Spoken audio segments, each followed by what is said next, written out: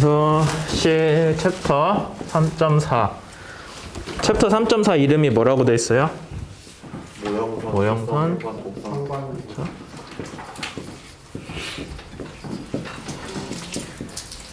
우리가 앞에 챕터에서는 실제 배가 아니지 평판의 마찰장 얘기를 떼냈어요. 근데 평판 가지고는 뭔가 모자라다라고 해서 실제 배에 대해서 열심히 조사를 했더니 모형선이랑 실제 배, 그러니까 모형선의 낮은 레이놀즈수 영역이랑 실제 배의 높은 레이놀즈수 영역이랑 상관관계를 나타내는 곡선을 만들자라고 한 거예요.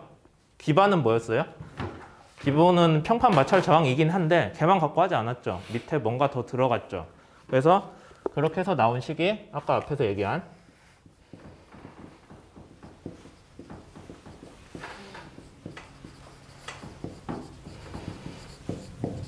이렇게 되고, 얘를 제안한 데가 국제 토잉 탱크 컨퍼런스라고 해서 ITTC고 1957년도에 제정을 해서 ITTC 1957이라고 많이 불러요, 우리가. 배 쪽 유체과 하는 사람들한테 ITTC 1957씩 얘기하면 다 적은지는 알아요. 중요한 거죠. 아니, 되게 우리가 모형 실험을 하는 사람들 입장에서는 제일 중요한 시기예요. 왜냐하면 레이놀즈수 차이 나는 거에 대한 보정을 해주잖아요, 얘가. 그래서 뭐 인터내셔널은 됐고 토잉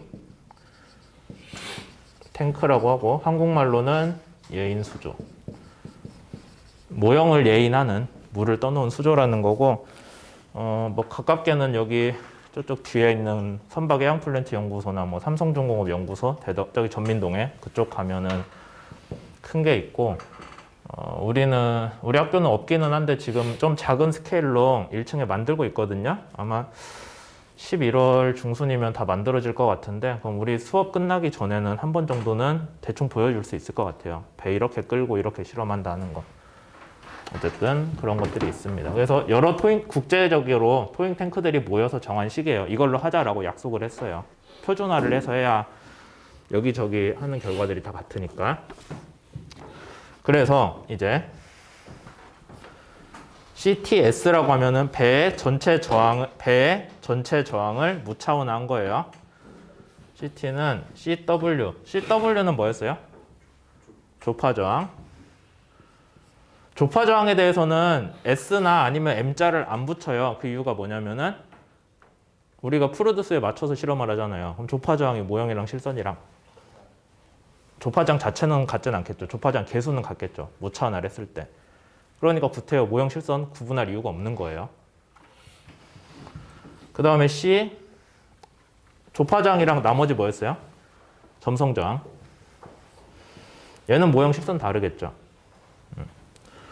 이렇게 됐고, 그럼 아직 얘는 F고 얘는 V잖아요. 그래서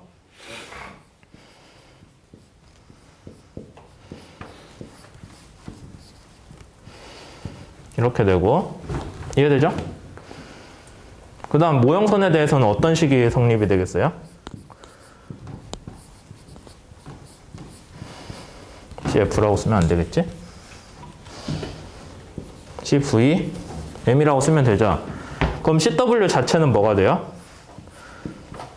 CTM 빼기 C VM이겠죠? 맞잖아. 여기서 CW는 CTM 빼기 CVM이잖아요. 이거 좌변으로 넘기고 얘만 남아있으니까 여기 CW가 이렇게 변화돼요.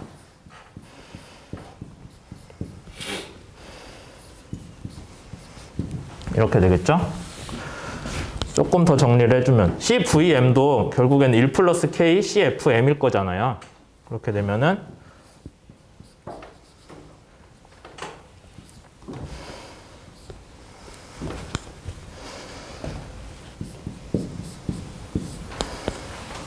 맞나요 이거? 식 맞죠 지금?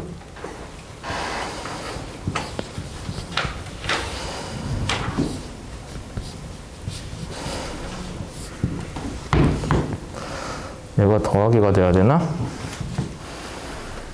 식 맞죠? 순서대로 따라왔을 때 CVM도 1 플러스 K CFM일 거잖아요. 그러니까 1 플러스 K로 얘랑 얘 묶어줄 수 있잖아요. 딱히 틀린 데 없는 것 같은데? 책에는 그 식 안 나왔을 거예요. 맞아요? 뭐 맞다고 치게요. 그렇게 했을 때 CTM은 모형 배를 끌었을 때 얻는 CTM이 나올 거고 모형 배를 끌었을 때 얻는 저항. 그러니까 걔는 문제가 안 되죠. K는 구하는 법이 있다거나 아니면 다음 시간에 얘기할 거고 CF는 뭐예요? CFS, CFM 요식 갖고 구하면 되잖아요. 레이놀즈 수, 모형이랑 실선 레이놀즈 수 다르잖아요. 걔를 각각 넣으면 이거 나오죠. 그렇게 하면 우리가 CTS, 전체 배의 저항 계수를 구할 수 있다라는 게 ITTC에서 열심히 한 얘기인데 이 식은 그러면 전체적으로 이해가 되세요? 제일 중요한 거는 전체 저항을 조파 저항이랑 점성 저항으로 나눈 거예요. 근데 조파 저항은 실제 배랑 모형 배랑 프루드 수를 같게 해서 끌면 개수가 같다. 무차원화된 값이 같다라고 얘기를 했으니까 얘는 모형 실선 같은 거예요. 얘만 다르죠. 그럼 얘만 달라졌으니까 모형선에서 실제 값을 차이만큼 반영을 해주면 되잖아요. 그게 여기 식에서 얘기하고 있는 거죠. 근데 이렇게 만들었는데 이제 문제가 뭐가 발생을 했냐면은 그렇다고 이게 정확히 맞냐라는 게 생각나는 거예요. 실제 배에서 평판의 마찰 저항식이 이거대로 가주면은 맞겠죠. 근데 실제 배에서 평판 마찰 저항이 이대로 안 가진다는 게 나왔거든요. 왜냐면은 지금 배는 안 그런데 옛날 배는 만들 때 용접을 안 하고 표면에 리벳이라고 못으로 때려서 박았어요. 여기는 리벳을 쓸 일이 없지. 지금 볼 일이 별로 없긴 한데 철판을 이렇게 두 개 놔두고 그 사이를 못으로 관통을 하거든요. 근데 못이 대가리가 이렇게 동그랗게 생겼어요. 여기는 뻥 튀어나왔고 그리고 여기를 이제 잡고 망치로 쾅쾅 치면 어떻게 되겠어요? 퍼지겠죠. 이렇게 박는 게 리벳이에요. 그래서 철판에 보면은 표면에 우둘투둘하게 뽕뽕뽕뽕 하고 대가리가 올라와 있거든요.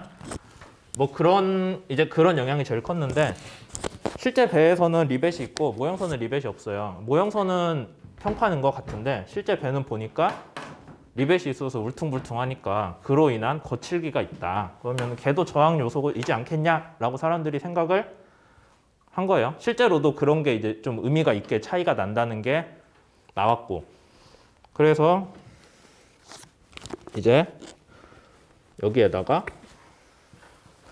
CA라고 해서 72쪽에 있는 식 있죠? 식 복잡한데 구태여 써야 되나? 105 LWL은 그냥 배 길이라고 보시면 되죠. 수선면 길이잖아요.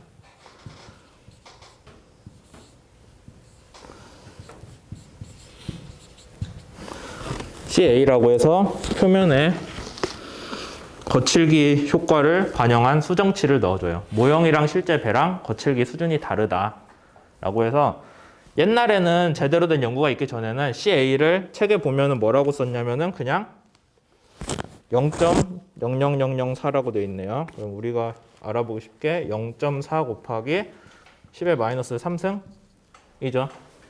옛날에는 진짜 옛날에는 초기에는 모형선이랑 실선이랑 표면 거칠기 차이가 리벳으로 인한 거다라고 해서 걔를 그냥 일관된 값으로 넣어줬어요. 옛날에는.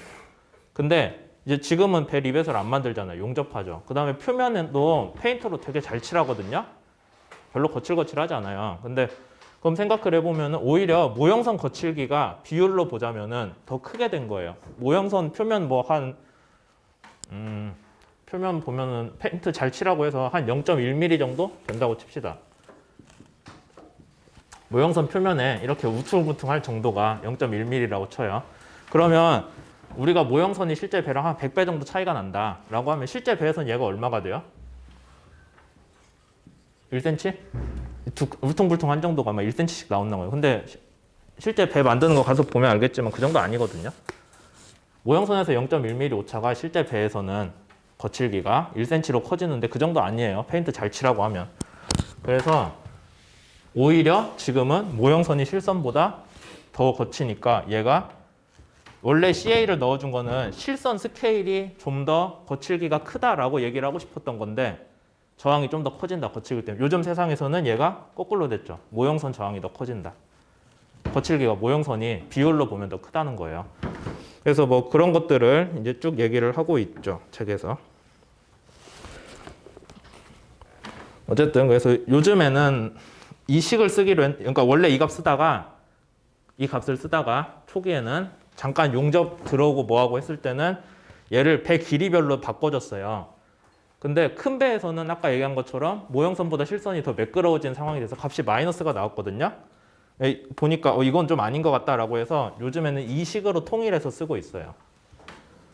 그러니까 이제 여러분들이 혹시 공부한다고 진짜 옛날 책 찾아보면은 CA를 이런 값으로 그냥 길이 따라 얼마 했거든요. 걔는 요새 안 쓰는 거예요. 그거 갖다 쓰지 마시고 사람들이 연구해서 된 표준화된 값으로 사용을 해주시면 됩니다. 그러면은 여기 챕터에서 할 얘기는 다 한 것 같네요.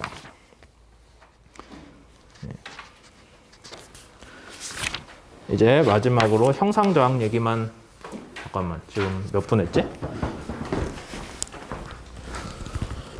10분? 그러면 잘랐다가 형상저항 얘기할게요.